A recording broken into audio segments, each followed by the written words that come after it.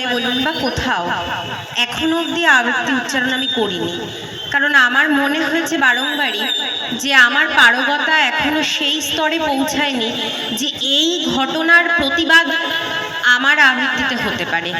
তার থেকে বোধহয় আমার মনে হয় এই দুটো শব্দ বিচার চাই, এটা অনেক বেশি উপযুক্ত। তবু বারংবার এখানে তিলোত্তমা চত্বরে মঞ্চ হয়েছে, আমি বলতে চেয়েও বলতে পারিনি। আজ সুকান্ত ভট্টাচার্যের একটি কবিতা, আমাদের সকলের অত্যন্ত পরিচিত একটি কবিতা ছাড়পত্র, সেটা একটু পড়ে শোনাচ্ছি, আবৃত্তি নয়। যে শিশু ভূমিষ্ঠ হলো আজ রাত্রে, তার মুখে খবর পেলুম সে পেয়েছে ছাড়পত্র এক। নতুন বিশ্বের দ্বারে তাই ব্যক্ত করে অধিকার, জন্ম মাত্র সুতীব্র চিৎকারে। খর্বদেহ নিঃসহায়, তবু তার মুষ্টিবদ্ধ হাত উত্তোলিত উদ্ভাসিত কি এক দুর্বোধ্য প্রতিজ্ঞায়। সে ভাষা বোঝে না কেউ, কেউ হাসে, কেউ করে মৃদু তিরস্কার। আমি কিন্তু মনে মনে বুঝেছি সে ভাষা।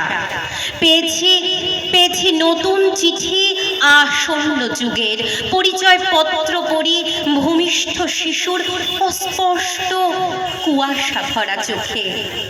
এসেছে নতুন শিশু, এসেছে নতুন শিশু।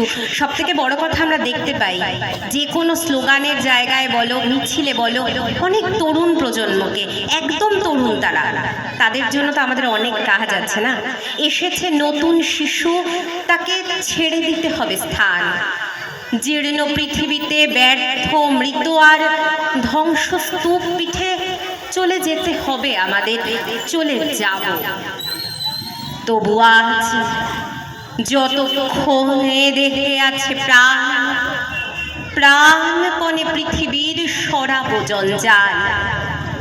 এ বিশ্বকে এ শিশুর বাসযোগ্য করে যাব আমি।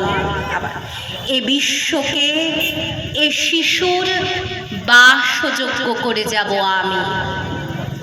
নবজাতকের কাছে এ আমার দৃঢ় অঙ্গীকার।